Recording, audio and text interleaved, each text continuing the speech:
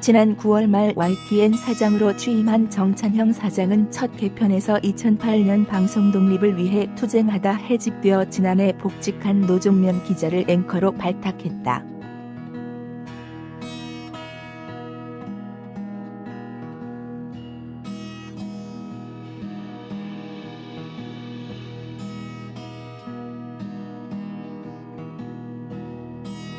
적응은 좀 되셨어요. 처음보다는 꽤 적응된 것 같아요. 그래도 완벽히 적응했다고 말하기는 어렵습니다. 일을 오랫동안 쉬어서 그런 건 아닌 것 같고 제가 일할 때와 달라져 있는 방송 시스템에 적응하는 게 쉽지는 않은 것 같습니다.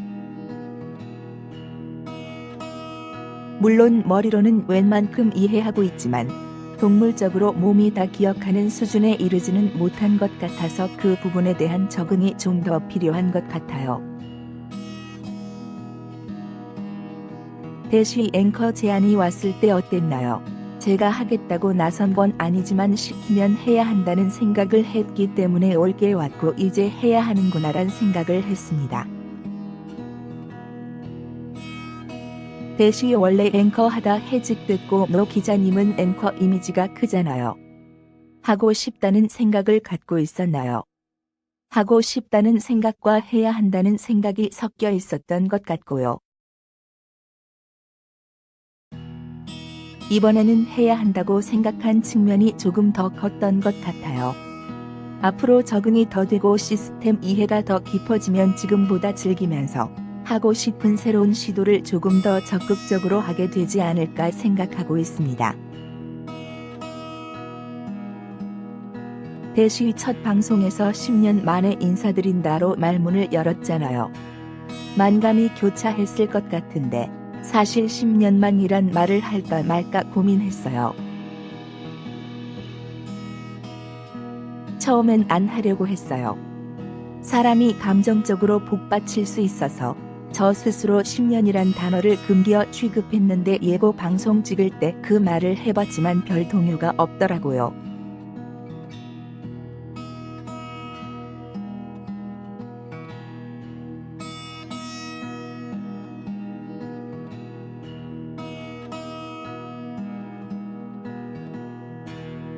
그때 제가 생각한 시청자상과 지금 뉴스를 하며 생각하는 시청자상이 크게 다르지 않아요. 과거 YTN에서 일할 때 느꼈던 시청자의 무게와 지금 느끼는 무게는 달라요. 대시 왜 다를까요? 전에도 시청자들을 무시하지는 않았지만 이 정도면 만족하시겠다는 수준이 있었습니다. 그러나 지금은 웬만큼 해서는 만족 못하실 것이란 생각이 강해요.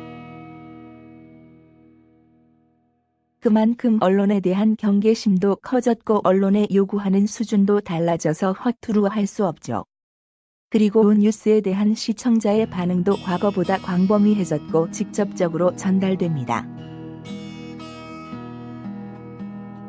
과거에는 방송사 전화나 홈페이지 게시판 정도가 시청자들이 의견을 표명할 수 있는 통로였다면 지금은 본인이 활동하는 SNS 공간 어디에나 평가를 올리잖아요.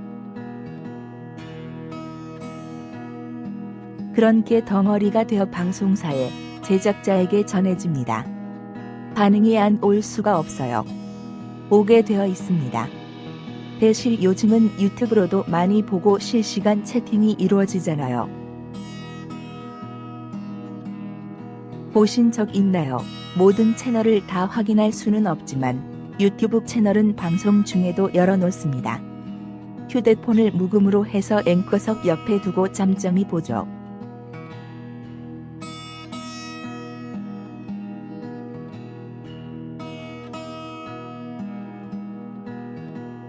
뉴스 인물들은 보통 아침 일찍이나 밤 시간대 출연합니다. 2시면 가장 바쁜 시간일 수 있어서 섭외에 어려움이 있습니다. 물론 인터뷰 자체가 더 힘듭니다. 대시 첫 방송 첫 인터뷰를 최문순 강원지사로 하셨는데 그분을 선택한 이유가 있나요? 첫 방송이니 누굴 해야지란 생각을 잠깐 해봤지만 당일 가장 적합한 뉴스 인물을 한다는 원칙에 따라 섭외된 분입니다. 보도국에서 최 지사의 비무장지대 방문 일정을 파악했고 마침 중앙언론사 중과ITN만 동행 취재를 하는 상황이어서 현장 중계 인터뷰가 의미 있겠다고 판단했습니다. 현장도 살아있고 남북관계도 있어서 한 거죠. 대시 인터뷰였지만 흡사 기자가 리포트하는 느낌이었는데 앵커님은 어떠셨어요? 최 지사가 방송 기자 출신인 걸 저희가 아니까 그런 역할을 부탁드렸어요. 마치 기자처럼 현장 상황을 애드립으로 설명하는 역할을 역시 방송 기자 출신답게 훌륭히 해주셨습니다. 결과적으로는 수십 년 만에 최 지사께서 방송 기자 역할을 하신 거죠. 대시 이번에 돌발 영상이 부활한 것도 특징 중 하나인 것 같아요. 10년 전 프로그램을 부활시킨다는 것은 옛 명성에 기대는 듯한 오해를 받을 수 있어서 쉬운 선택은 아니었습니다. 저를 10년 만에 앵커로 복귀시킨 것보다 더 큰 모험일 겁니다. 제작 맡고 있는 임장혁 기자가 느끼는 부담감이 얼마나 클지 짐작돼요. 그럼에도 부담감 이겨내고 순항하고 있다고 생각합니다.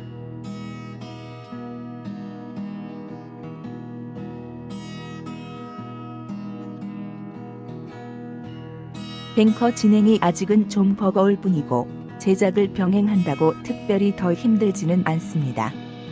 대시 요일별로 다른 코너가 있는 것 같은데 일주일에 한 번만이라도 다뤄야 하는 영역이 있다는 생각을 했어요. 현안 중심으로 뉴스 편집을 하다 보면 늘 소외되는 영역이 있을 수 있잖아요. 일주일에 한 번만큼은 시간을 할애해서 다루자는 거죠. 그게 저는 매체 비평, 스포츠, 문화 등이라고 판단했습니다. 매체 비평은 대상을 정치, 사회 현안으로 특정해서 정치 비평까지 해보자는 기획을 했고 스포츠와 문화도 단편적인 뉴스들을 종합하는 게 아니라 집중할 주제를 잡아서 한두 주제에만 집중하려고 합니다. 이 밖에 매주 한 번씩은 독자적인 여론조사를 실시하고 그 결과를 소개하고 분석하는 코너를 두고 있습니다. 대시 일과는 어떻게 되세요? 6시 전에 일어나고 회사에는 8시 전에 도착합니다. 도착하자마자 회의 준비해서 9시부터 간단히 제작진 회의를 합니다. 방송 전까지 나머지 시간은 전부 뉴스 준비입니다. 아직 점심시간을 따로 가져본 적이 없습니다. 웃음. 방송 끝나면 4번 지시 50분이고 다음날 섭외 점검 등을 위한 회의를 한 뒤 5시 30분에 업무는 끝납니다. 그런데 끝나는 게 아니더라고요. 제작진들 각자 섭외도 하고 출연자가 독촉하면 질문지 초안 만들어서 보내야 하기도 하고요. 저만 해도 아직은 전날 회사에서든 집에서든 오프닝 멘트는 써놔야 안심이 됩니다. 이름만 걸어도 앵커 알리는데 부족함 없는 뉴스 하고 싶다.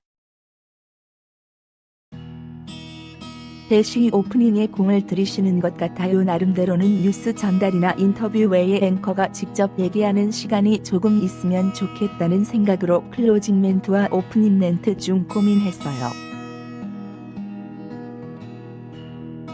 뉴스 도중에 별도 코너를 만들어 볼까 하는 생각도 있었고요.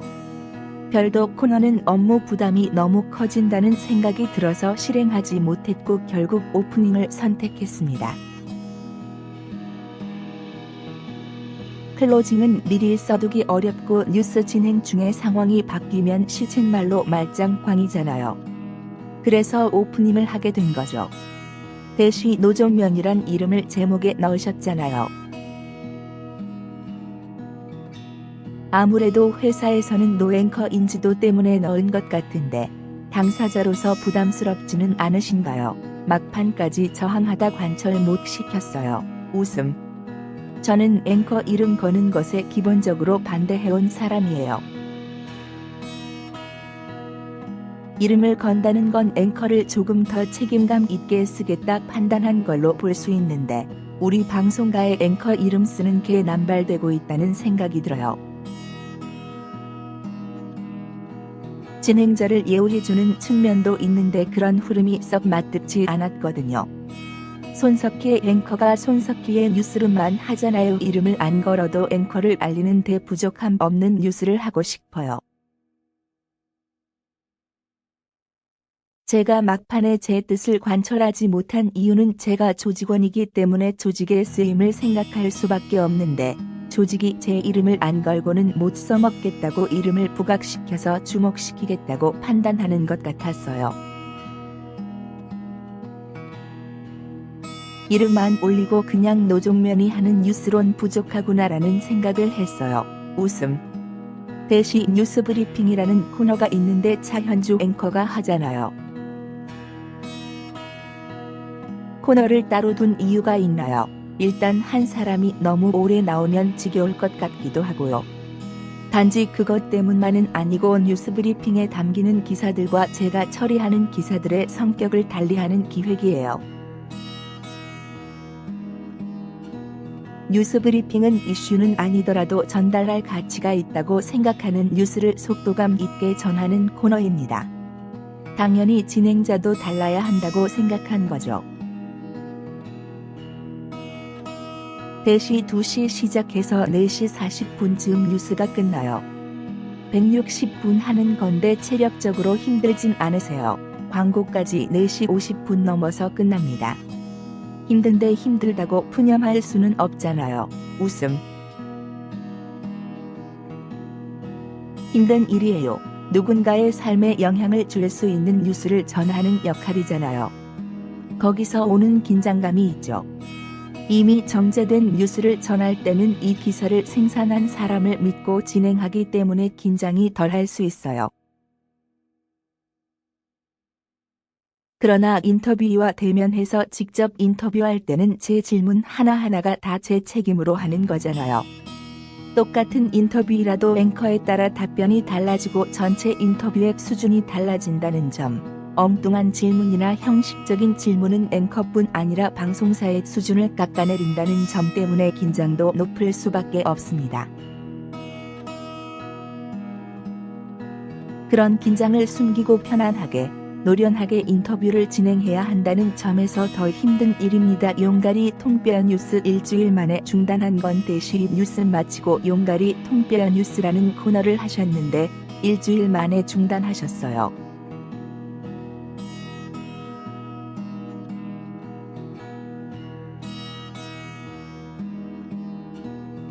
무리하고 성급한 시도였습니다. 더 해보자는 의견이 있었지만 시청자를 상대로 더 이상 시험 방송을 할 수 없다고 판단했습니다. 시청자들께 죄송한 마음이 큽니다. 대시 폐지인가요? 중단인가요? 완전히 접었다고 말씀드리기는 어렵지만 그렇다고 해서 언제 시작하겠다는 말씀도 못 드리는 상황입니다. 준비되면 꼭 해보고는 싶습니다. 원래 취지는 제작진 또는 외부 인사가 뉴스를 마친 앵커를 향해 왜 이 질문 안 했냐? 앵커 멘트 중 이 표현은 틀렸다.